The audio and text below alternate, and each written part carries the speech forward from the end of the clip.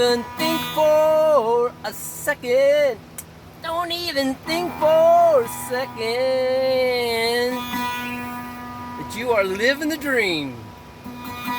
You know, each time it comes to me that we're just like an expansion of the greaterness of God, and we forget, we think we're doing ourselves, our life, our ego, our life, our day, our differences, our opinions, our flavors, our tastes, our wants, our colors, favorites, everything like that. It's all like we've tainted ourselves with all these ideas of a personality, and in fact, we're just a glossed over idea of our environment. And I've been taking in my environment, and I've been living out here in the jungle, out here in the wet weather in Maui, and I'm loving it because I think anything that you fear cold water, you fear death, you fear getting everything taken from you. All these fears of attachments and desires allow us to literally lose our mind.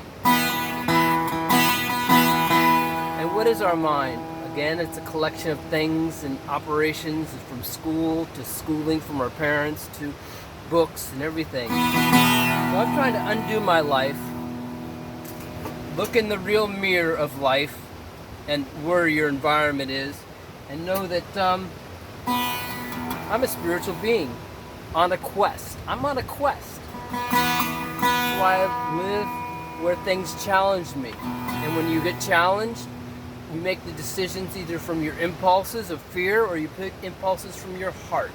This is the real weight of understanding yourself, is to put yourself into challenging positions where you're hungry, thirsty, you're out in the elements where it's cold here, it's the winter, and I'm without a shirt and I'm playing my guitar.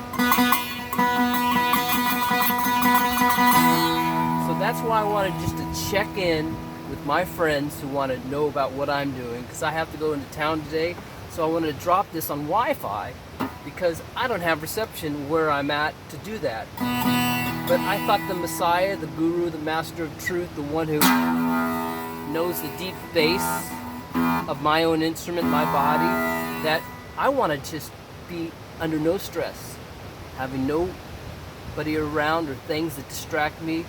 And I encourage people to explore this life like it's their last day. Like this is your last day on earth, what would you be doing? What would you be doing? Would you be doing what you're doing? Caught in life, overwhelmed by emails and distractions, things you don't want to do. See, I discovered something. Never do anything you don't want to do. Meaning a lot of times in my day I don't have anything to do, so I just lay in bed till I'm motivated to do something. And that motivation usually comes from a pure motivation of what really matters to my body, my own selfishness, because I'm here to take care of my body, play and pray in it, and not adulterate it with the foods of the world. You know, all food's toxic. I mean, any foreign substance going in the body is going to throw the body off. So that's why the spiritual path, really, it's a one based on diet. Diet, D-I-E, and the T, the cross. You have to wear your cross. Your basic life is based on sin. The amount of sin or the less of sin. So diet is a spiritual path. So today I've been not eating anything, yesterday not eating anything, and just drinking teas.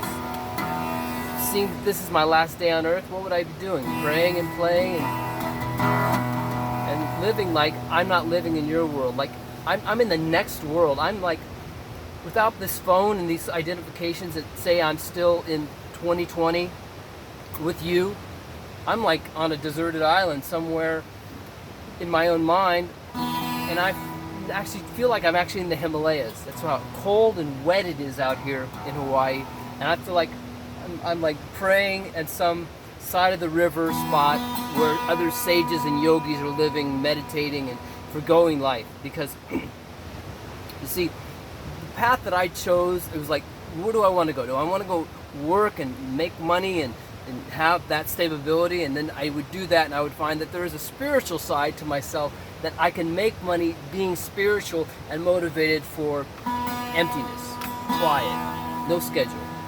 So I've been designing that type of relationship in this wonderful life that is actually like a prison. This world's like a prison.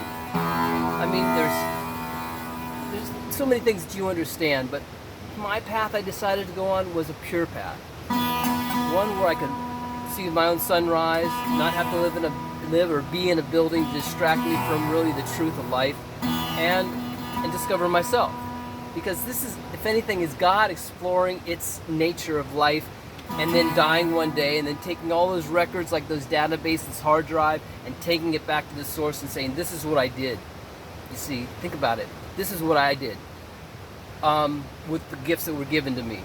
Rather than thinking I'm a self and I have all these desires and wants and distractions, chasing, say, a woman and then eventually running out of energy, money, and everything else, trying to chase something. In fact, we all want to have the comforts of life.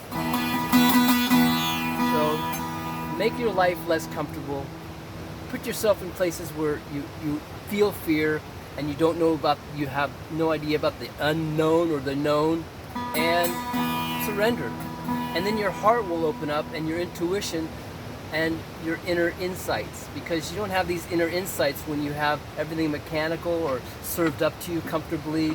You need to put yourself into challenging things. That's why Wim Hof is one of the greatest bringers of information to our planet again. It's about breathing. It's about breathing in cold water, being in cold environments, and not making our bodies so comfortable, because that's how the immune system gets strengthened. It doesn't get strengthened when you put a bunch of covers on and keep yourself in cold weather or avoid cold water. So I love cold showers, and I'm living by the river, bathing in it a couple times a day because I don't care.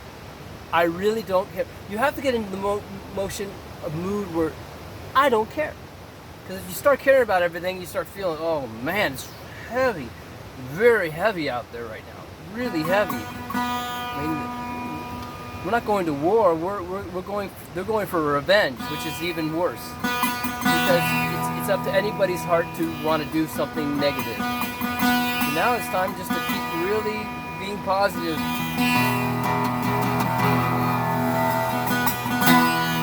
So that's enough for now. Nice to connect with you. Happy New Year, and stay in touch with me. Yogi Zen over and out, playing my resonator guitar. Now check it out. I've designed it so it sounds like a sitar.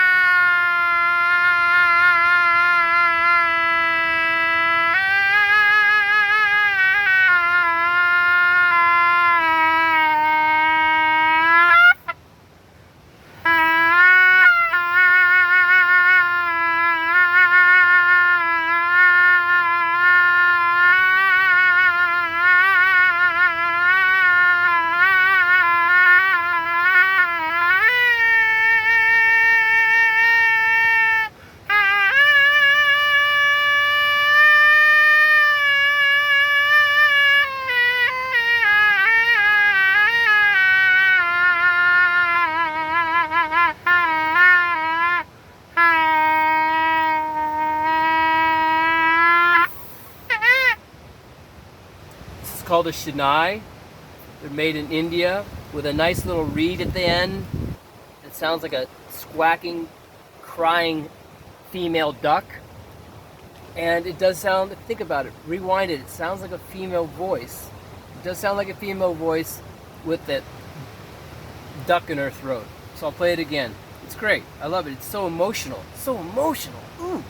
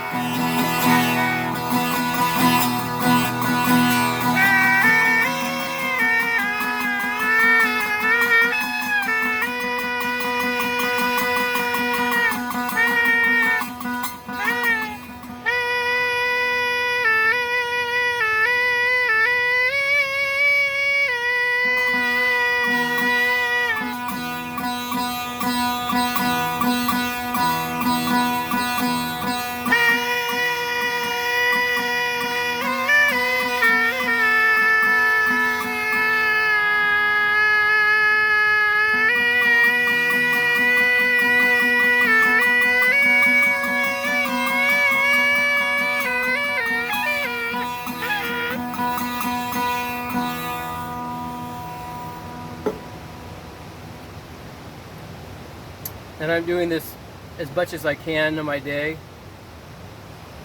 This is the greatest teaching you could ever have, you will ever have from me.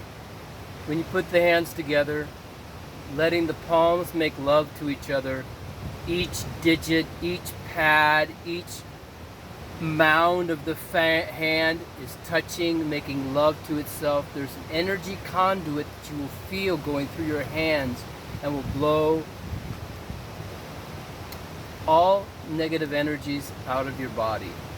This is the one purifying element. If you did it minutes, hours, or all day long, you get certain powers. Because if you did this 5 minutes, try it, where the fingers make love to themselves. They feel the pads connecting. That if you did this for 5 minutes with the hands, fingertips opened up, your energies would start to flow.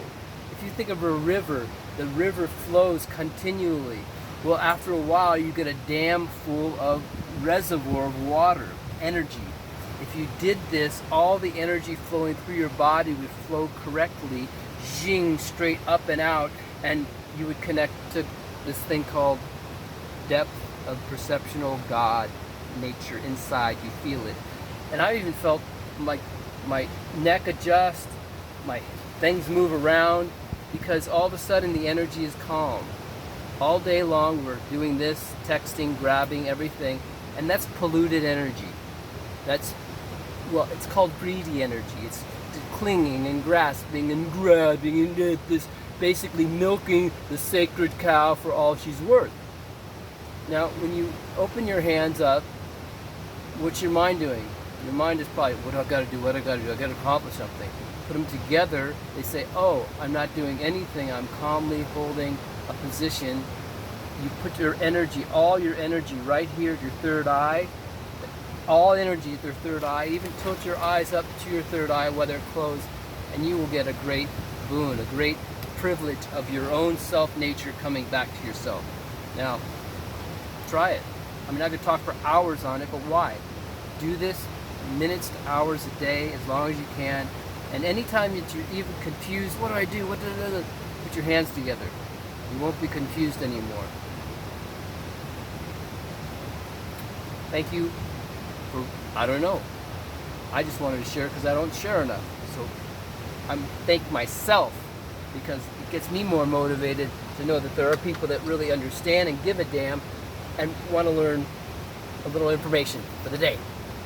Because you probably know everything anyways.